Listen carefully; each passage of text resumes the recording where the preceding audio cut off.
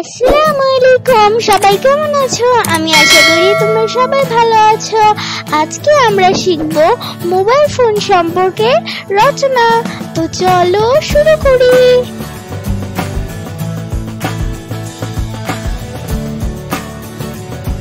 Mobile phone ভূমিকা। Mobile phone আধুনিক বিজ্ঞানের যুগে এক বিস্ময়কর আবিষ্কার। তথ্য ও প্রযুক্তি ক্ষেত্রে মোবাইল ফোন একটি যুগান্তকারী বিপ্লবের সূচনা করেছে।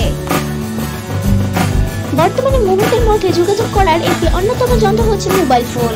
আবিষ্কার সর্বপ্রথম আমেরিকার বিখ্যাত বিজ্ঞানী আলেকজান্ডার গ্রাহাম বেল টেলিফোন আবিষ্কার করেন।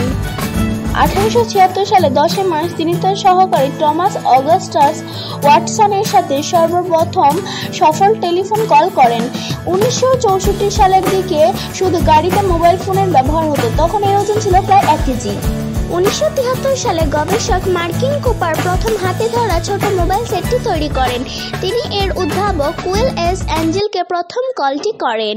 প্রাথমিক অবস্থায় এটি অনেক বড় ছিল। এই ফোনটি এক স্থান থেকে অন্য স্থানে সহজে নেওয়া যেত না, কিন্তু পরবর্তীতে মোবাইল ফোনটির ওজন হয় 1 কেজি, যা 1964 সালে গাড়িতে ব্যবহৃত হতো। বর্তমান অবস্থা। 1973 সালে হাতে ধরা ছোট মোবাইল সেটটি তৈরি হয়। বর্তমানে এর অবস্থা আরো উন্নত হয়েছে। বর্তমানে মোবাইলে ইন্টারনেট সংযোগ হয়, আমরা এতে বিভিন্ন কাজ খুব দ্রুত সম্পন্ন করতে পারি। মোবাইল ফোনের ব্যবহার। প্রথম পর্যায়ে মোবাইল ফোন 1947 সালে সর্বপ্রথম মোবাইল সেটটি শুরু হয় সেন্ট লুইস শহরে। পরবর্তীতে ধাপে ধাপে এর ব্যবহারের উন্নতি হয়। 1971 সালে ফিনল্যান্ডে সকল মানুষের জন্য মোবাইল ফোন ব্যবহার শুরু হয়। বাংলাদেশে মোবাইল ফোনের ব্যবহার শুরু হয় 1996 সালে। মোবাইল ফোনের সুবিধা। বর্তমানে মোবাইল ফোন ছাড়া আমাদের একদিনও চলে না। মোবাইল ফোনের সুবিধা বর্ণনা করে শেষ হবে না। মোবাইলের সাথে ইন্টারনেট সংযোগ থাকায় অনেক কঠিন কাজ দ্রুত সম্পন্ন করতে পারি। তথ্য আদান প্রদান, যোগাযোগ ছাড়াও আমরা নানান জটিল কাজও করতে পারি ঘরে বসে। অতঃপর মোবাইল ফোনের ব্যবহারের সুবিধা অপরিসীম। মোবাইল ফোনের অসুবিধা। মোবাইল ফোনের যেমন সুবিধা রয়েছে তেমন অসুবিধা রয়েছে। মোবাইল ফোনে বেশি সময় কথা বললে স্বাস্থ্যের ক্ষতি হতে পারে।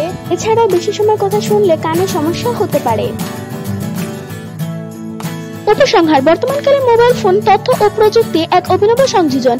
এর দ্রুত প্রসারে দূরবর্তীকে যেমন জয় করেছে, তেমনি যোগাযোগের ক্ষেত্রে সৃষ্টি করেছে অবিচ্ছেদ্য বন্ধন। মোবাইল ফোনের প্রয়োজনীয় ব্যবহারের পাশাপাশি এর অপব্যবহার থেকে সকলকে সচেতন থাকতে হবে। ধন্যবাদ বন্ধুরা, আমাদের পরে ভিডিওটি দেখার জন্য। চলে আসবো অন্য কোনো ভিডিও নিয়ে। আসসালাম।